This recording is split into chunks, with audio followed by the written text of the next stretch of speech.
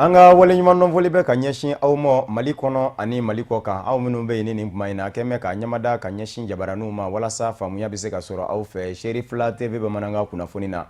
min bɛna walawalali kɛ aw ye Mali kunkan ani diɲɛ fan wɛrɛw kunkan an b'a fɔ yen ko nin ye a kuma selen ye bakuruba kunnafoniw de filɛ. Minisiriw ka laadala lajɛ min bɛ sigi sen kan araba o araba o laadala lajɛ senfɛ hakilina dɔw taara kalata min ni a bɛ bɔ a dɔgɔkɔrɔ sanga ni waati maire sigi kalataw u sɛmɛ k'u boloda k'u kɛ novembre kalo nata ye. An ka minisiri min ɲɛsin bɛ kiiri ko ma don tɛmɛnenw na a kun y'a jira k'a fɔ a b'a fɛ ka sigi ka fɔ ba dɔ don ani sariyatigiw ni ɲɔgɔn cɛ walasa Mali bɛ se ka kiiri jɛlen kiiri jɔlen sɔrɔ jamana kɔnɔ o sigi ka fɔ baaraw n'u donna. Bamanankan kunnafoni na kumabaw ye ninnu de minnu ni sɔnni u bɛ walawala aw ye aw dangana.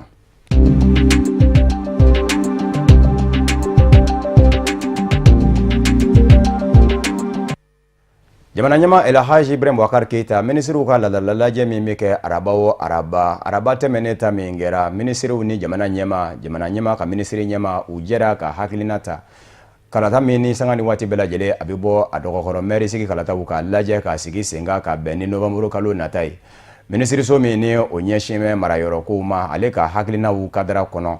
a ye hakilina dɔw ta ni k'olu kɛ gafe ye ka tɛngu minisiriw ka laadala lajɛ la o senfɛ bɛn kɛra a ka fɔ min ye maire sigi kalataw ye maa minnu ni olu ɲɛsin bɛ a baaraw ma olu bɛɛ lajɛlen bi wele u ka fara ɲɔgɔn kan ka kalataw boloda walasa maires ni kɔrɔsegiw ka kalataw olu bɛ se ka kɛ. O kumana min ye baaraw bolodacogo ye o ye nin de ye dimanche don novembre kalo tile 20 san 2016 maire sigi kalataw bɛ kɛ jamana fan da 4 bɛɛ lajɛlen la yɛrɛmankutu baaraw ni o ye campagne ye o bi dayɛlɛ juma don novembre kalo tile 4 nɛgɛ ɲɛ falaki ni o ye 0 heure ye ni ka a datugu o juma tile 15 na novembre kalo tile 18 nɛgɛ ɲɛ falaki ni o ye minute ye. Minisiriw ka laadala lajɛ senfɛ bɛn kɛra nin de kan o kumana maire sigi a kalataw olu bɛ kɛ nin kɛcogo in de la an ka jamana fan da 4 bɛɛ lajɛlen la. An ka minisiri kura min ɲɛsin bɛ kiiri ko ma don tɛmɛnenw na a kɛtɔ k'i se bɔ a kɔnɔkɔrɔ ka se cakɛdaw ma cakɛdaw minnu n'u dulon bɛ a la ani baarakɛlaw minnu n'u dulonnen don a la a kun ye laɲini dɔ kɛ k'a fɔ a b'a fɛ don nataw la ka sigi ka fɔ belebele dɔ sigi sen kan sigi ka fɔ min ni o bɛna sariyatigiw fara ɲɔgɔn kan u ko a sigi ka fɔ ma ko dialogue national pour une justice de qualité o ye sigi ka fɔ ye min bɛ se ka to jamana dɔw bɛ se ka kiiri jɔlen kiiri jɛlen sɔrɔ jamana kɔnɔ an bɛ aw ladɔnniya k'a fɔ maître Mamadu Ismaila Konate o baaraw n'u donna kalo 2 ɲɔgɔn na kɔnɔ sariyatigiw minnu bɛ an ka jamana kɔnɔ u bɛna lajɛ ka hakili jagabɔw kɛ min bɛ se ka to gwɛlɛyaw minnu ni olu bɛ kiiri ko binna k'u kan o gwɛlɛyaw olu bɛ se ka wuli maître Mamadu Ismaila Konate a ka minisiriso kɔnɔ ani sariyatigiw ni ɲɔgɔn cɛ kuma ɲɔgɔnyaw la lapasajɛkulu ba filaw minnu bɛ yen k'a daminɛ syndicat autonome de la magistrature ni o cɔrɔ ɲɔgɔn bɛ wele ko SAM ani syndicat libre de la magistrature ni o cɔrɔ ɲɔgɔn bɛ wele ko SILMA ninnu bɛɛ lajɛlen bɛ kɛnɛ kan. Maître Mamadu Ismaila Konate a ko n'i y'a ye k'a fɔ nin baara in n'u donna teliya la a ma sɔrɔ dɔwɛrɛ fɛ tile damadɔ in kɔnɔ min ye sariyatigiw ye u kɛmɛ ka baara bila u bolo da dɔw yɛrɛ kɛmɛ ka baara bila gafew fɛnɛ tɛngu ni o ye préavis de grève ye a ko syndicat autonome de la magistrature samlakaw olu ye grève kɔni kɛ ka ban wa syndicat libre de la magistrature SILMA olu fɛnɛ ka lapasajɛkulu na mɛ ni u ka baara bila ɲɛbila gafe préavis de grève k'u bila a ka tabaliba sanfɛ maa wɛrɛw minnu fɛnɛ fara la o ka kiiribulonw kɔnɔ maa minnu ɲɛ sɛbɛnfura ɲɛnabɔbaw ye ni o ye greffiers ye olu fɛnɛ ka lapasajɛkulu fɛnɛ na mɛ ni a ka baara bila ɲɛbila gafe ni o ye préavis de grève ye a ko de kosɔn sigikafɔ min sigilen filɛ nin ye sen ka kalo 2 minisiriso kɔnɔ a bɛna kɛ sababu ye ka hakili jagabɔbaw de kɛ jɛkulu kɛrɛnkɛrɛnnen dɔ sigilen don sen ka minisiriso yɛrɛ kɔnɔ min bɛna kuma ɲɔgɔnya don minisiriso ani sariyatigiw ni ɲɔgɔn cɛ walasa bɛn bɛ se ka kɛ ko dɔw ka gwɛlɛyaw minnu ni olu bɛ yen olu bɛɛ lajɛlen bɛ se ka wuli kunnafoniw ye a jira k'a fɔ maître Mamadu Ismaila Konate a ka kɔrɔfɔw la a y'a jira k'a fɔ kalo 2 bɛ se ka bɔli kɛ ka se ka gwɛlɛya ninnu caman wuli barisabu ka d'a kan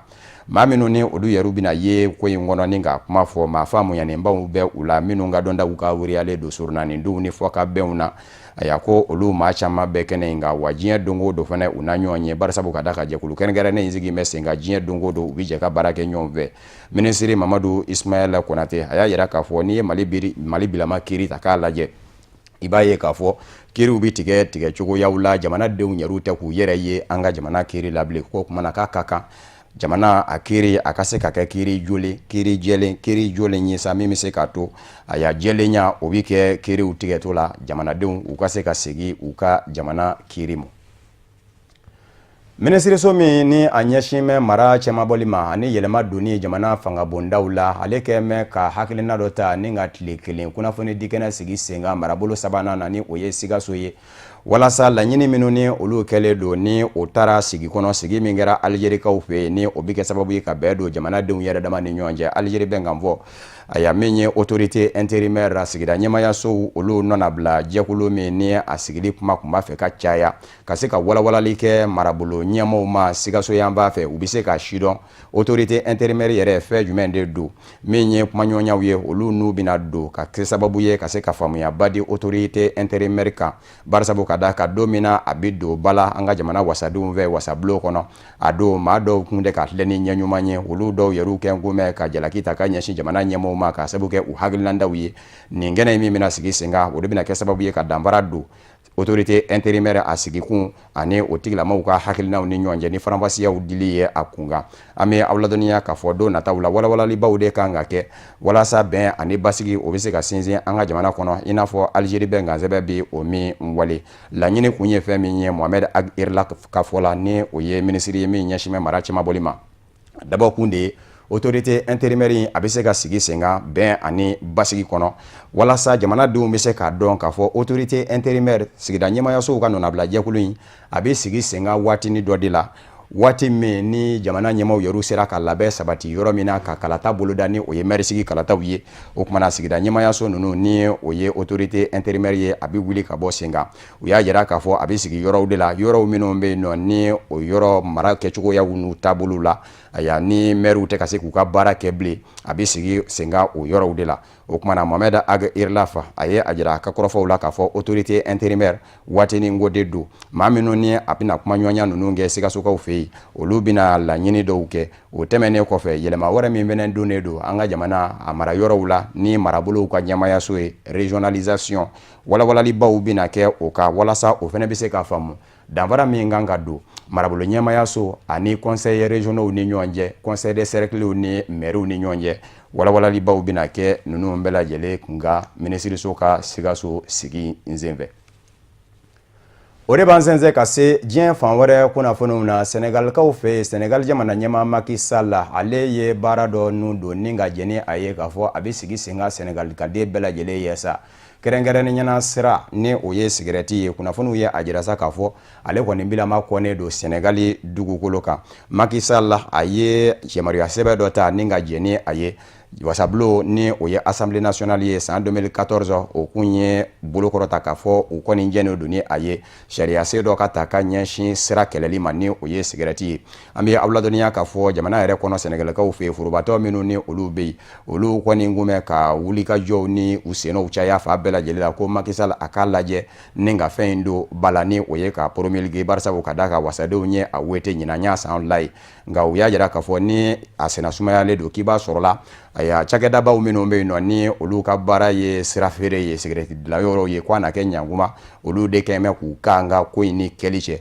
a donko min ye nin ye bala jamana ɲɛmaa fɛ sariya se ye a jira k'a fɔ don nataw la sira sigɛrɛti o man ka min jamana bilen wa denmisɛnnin minnu bɛ yen nɔ ni olu si ma se san 10 ani san 8 ye a y'a ko a kɔni tɛ daga olu fɛnɛ ye wa yamaruya wɛrɛw minnu fɛnɛ bɛ yen o ye lakɔlisow minnu ni olu bɛ Senegalikaw fɛ yen dagati kɛ jɛnti kɛ ni a ye bilen sigɛrɛti a ka feere a y'a o ni lakɔliso cɛ mɛtiri 200 ɲɔgɔn na o fɛnɛ kɔnnen don sariya se fɛnɛ ye a jira k'a fɔ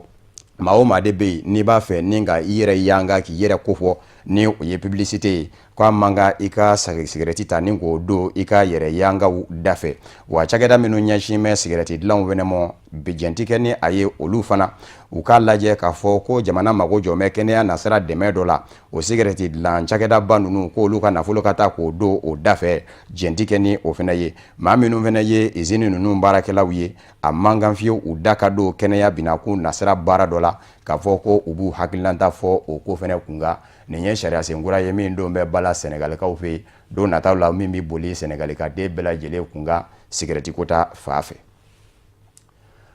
Ami awladoniya k'a fɔ Nigériyakaw fɛ kɛrɛnkɛrɛnnen ɲɛna a tilebiyanfan fɛ jɛkulu minnu ni olu kalen ka don ko fɔ u k'u yɛrɛ tigɛ ka bɔ Nigériya jamana na ni u bɛ ka Nigériya yɛrɛ basigi tiɲɛ kɛrɛnkɛrɛnnen ɲɛna a tajibɔ yɔrɔ y'u bɛɛ lajɛlen basigiw bɛ ka tiɲɛ u ni Boko Haramu tɛ kelen ye u kungo dɔw ma ko les Vengeurs dɔw fana welela ko MEND bibi na jɛkulu kura n'an bɛ poye min bɛ k'i yɛrɛ wele ko NDGJM u ye wulikajɔ dɔ kɛ kɔsada in na ni ka taji ladila yɔrɔ dɔ bon k'o tiɲɛ a bara ta a ti tile fila bɔ u kun y'a jira k'a fɔ olu sigira sen kan a ma mɛn nka n'Ala sɔnna ma u n'u yɛrɛ jira Nigériyakaw la k'a fɔ olu nakun ye fɛn min ye o ye ka tiɲɛni de dun cakɛda dunanw kun minnu bɛ bɔ jamana wɛrɛw la ka na Nigériya taji k'a bɔ ka taa feere u kɔni b'a fɛ cogo bɛɛ lajɛlen la cakɛda dunan ninnu k'u ka kasaw fara ɲɔgɔn kan ni ka u ka yɔrɔ bila barisabu ka d'a kan olu yɛrɛw bolo u bɛ yɔrɔ min na u tɛ diɲɛ ni Mahamadu Buhari jamana ɲɛmaa ka jamana ɲɛmaaya ye o tɛmɛnen kɔfɛ yɔrɔ in ye olu de ta ye wa u b'a fɛ k'u ka yɛrɛma hɔrɔnya ta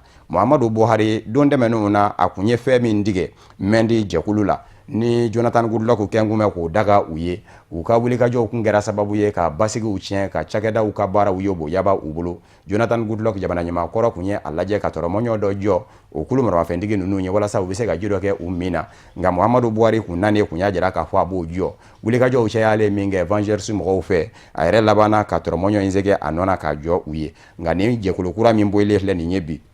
u ko u ye tiɲɛni min kɛ araba tɛmɛnen nin ye tiɲɛniw na njini de ye ko don nataw la u n'a belebelew kɛ ni ka kasarabaw don cakɛda dunanw kun minnu ye tajibɔ cakɛda dunanw ye Nigériya woroduguyanba fɛ Tchadikaw ka wasaden min ni fanga sinamatɔ ɲɛma don Sale Kebzabo ale lamɛnna tarata tɛmɛnen min ye kiiri tigilamaw ye olu mago jɔlen kun don a la barisabu ka d'a kan ale de kɛra maa gale ye min y'a jira k'a fɔ sɔrasi dɔw tunu bɛ ɲankuma minnu bana ka kala ta jamana ɲɛma Idrissa Déby Itno ye o kɛra sababu ye hadamadenya hakɛ labasa jɛkulu fɛnɛ ka fa bɛɛ lajɛlen kɔni kɛ siyɔnɔ ye walasa sɔrasi tununenw bɛ se ka ye bibi na faamaw kun y'a jira k'a fɔ n'a ma ɲa ko ale de kɛra kuma fɔbaa ye a n'a kɛ ɲankuma a bɛ dɔ dɔrɔ o kumana a ka fɛɛrɛ kɛ ka se olu ma u b'a ɲininka a ka dɔnda la a kun banna ka taa barisabu ka d'a ka wasaden don wa sutura berefini dan bɛɛ ka a man kan a ka taa bɛɛ lajɛlen dala k'a lamɛn janko fanga nata a ma ɲa min kɔ a kɛra o ye minisiriso min ɲɛsin bɛ kiiriko ma o wulila ka se wasabulon ma ɲɛmɔgɔw ma k'a fɔ u mago jɔ bɛ Sale Kebzabo la a bɛ se ka taa ɲininka a dala k'a la o de kɛra sababu ye ni k'a lase police judiciaire la ni o ye lakana tigilamaw ka binaku ye a kuma min na ni a sera ye a y'a ɲininkaliw olu tɛnkuna a la a ka lapasaba ni o ye maître Alain Kalambe o y'a jira k'a fɔ baaraw taabolo ɲɛna barisabu ka d'a ka degun ma kɛ a kumaw kɔnɔ Sale Kebzabo y'a jira k'a fɔ n'i y'a ye ale ko sɔrasi dɔw tununna minnu ma sɔn ka kala ta Idrissa Déby Itno ye k'u somɔgɔw de sera o ma ni daliluw de ye ka daliluw jira a la ani u ye fɛn minnu fɔ a ye o kumana n'a ma ɲa ko ale ye wasaden ye a ka kan a ka diɲɛma bɔ a ko kalamɔ ko kumana ko ale y'a ka kɛta kɛ Gali Ngote Ngata ni o fɛnɛ ye wasaden ye fanga sinamatɔ ɲɛma fɛnɛ don ale fɛnɛ don nataw la a fɛnɛ dala kan ka lamɛn a ko kunga ale y'a jira k'a fɔ Sale Kebzabo y'a ka kɛta de kɛ barisabu ka d'a kan nin surasi minnu dununen filɛ nin ye k'a ka kan u somɔgɔw ka se k'a dɔn u tan bɛ fa min fɛ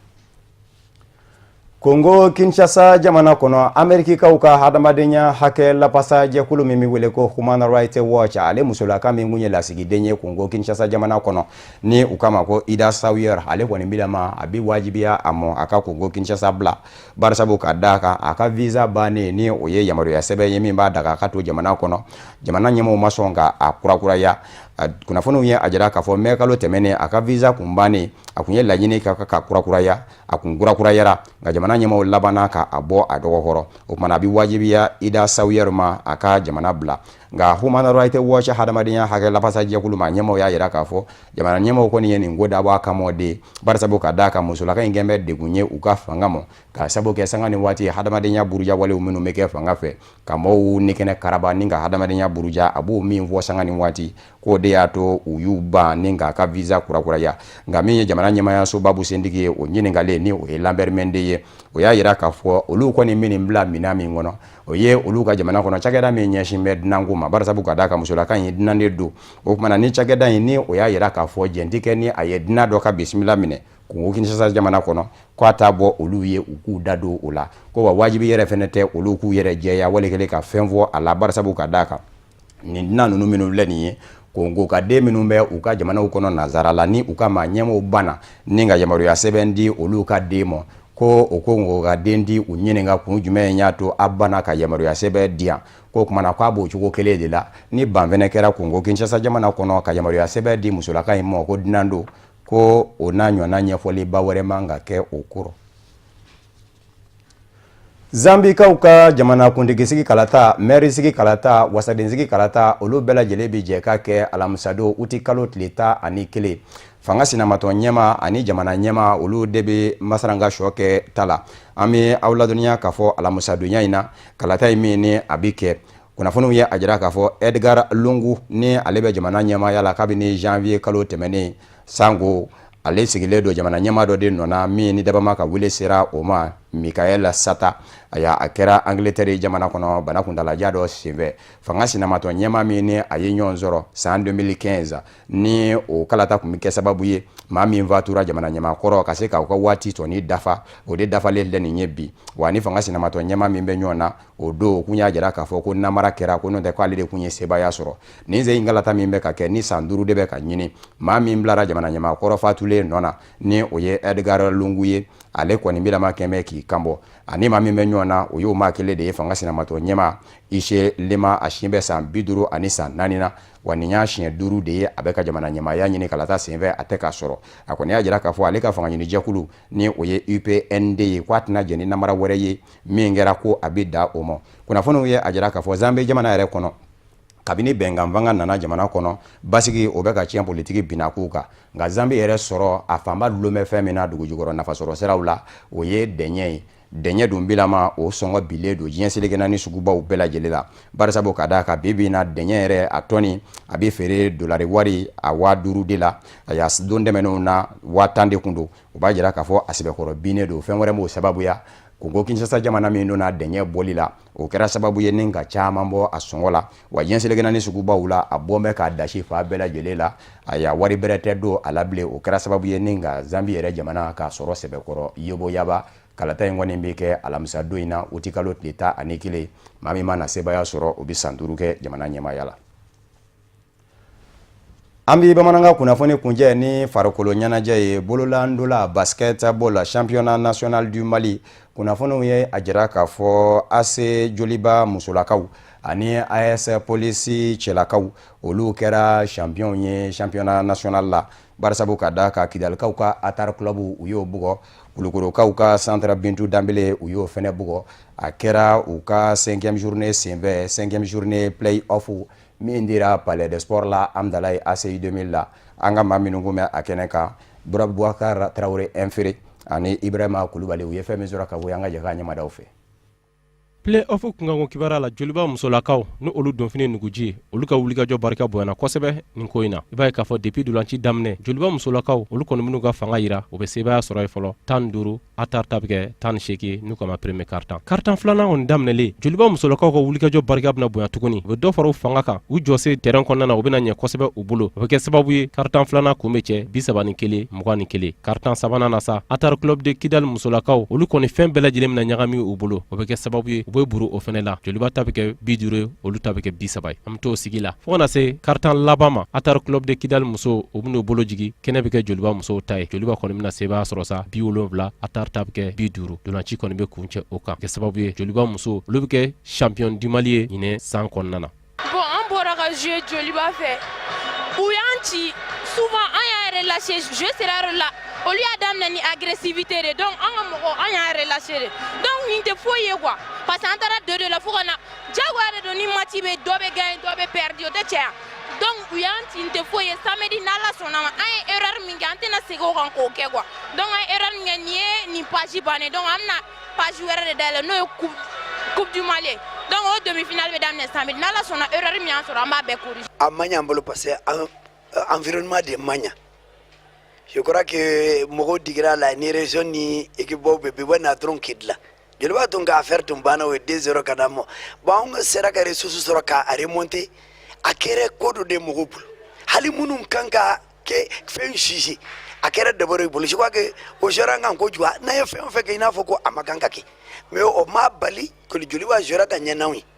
parce que fin de jeu yoro do la on yere maseka assez gagne. Donc je crois qu'ils ont gagné. Déjà ils ont tenu 2-2, je crois que je peux féliciter les filles. Nous sommes jamais bénévoles, on est contents parce que depuis le début on a objectif. On a un entraîneur. Nous la Coupe du Mali sera déjà mais éliminer la Rabola. Un objectif à nous faire atteindre. Mes supporters il faut qu'on nous parce que un défaitif là, même avec ça ils ont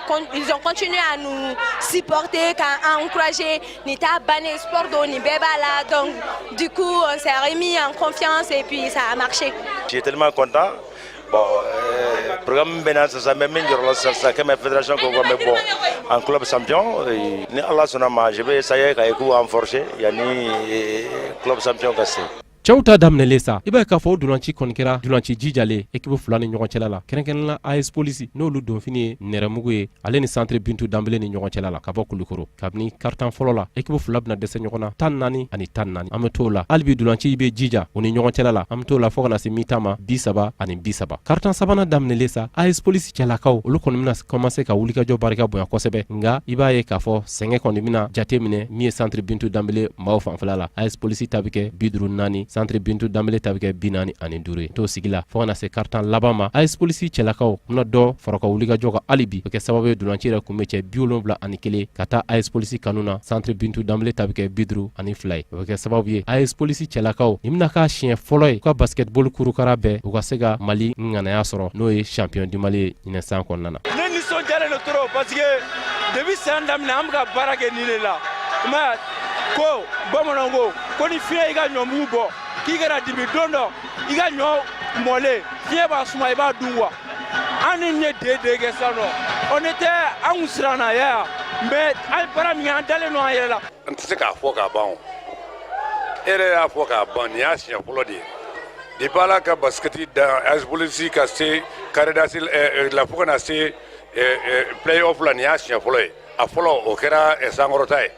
a wasa tɛ se ka ban o a diya tɛ se ka fɔ ka ban an bɛna min kɛ fɔlɔ baara yɔrɔ baara de n'i y'a ye sera nin niveau la i ye baara de kɛ an bɛna dɔ fara baara de kan tuguni denmisɛnninw k'u bila condition na u ka se ka baara kɛ ka se a dan na pour u ka Mali kunna wolo kɔfɛ an bɛn'o de baara daminɛ sisan. An be maaw hakili lajigi k'a fɔ ni ala sɔnna ma ni tɔn fila in n'o ye joliba musolakaw ani AS polisi cɛlakaw olu bena Mali jɔyɔrɔ fa ni o ye kɛrɛnkɛrɛnla Coupe d'Afrique des clubs champions kɔnɔna ye. o de fana be dansigi bamananga kunnafoni na min farala ɲɔgɔn kan ka lase aw ma kunnafoni diso ɲɛmayaso fɛ ka bɛn ni nin kuma ye ka wale ɲuman dɔnfɔli kɛ ka ɲɛsin aw ma Mali kɔnɔ ani Mali kɔ kan aw minnu ɲɛmadalen kun do ka ɲɛsin a ka jabaraniw ma laseli wɛrɛ an be ɲɔgɔn sɔrɔ yan'o cɛ a k'an bɛɛ jɛ waati wɛrɛ n'ala sɔnna ma.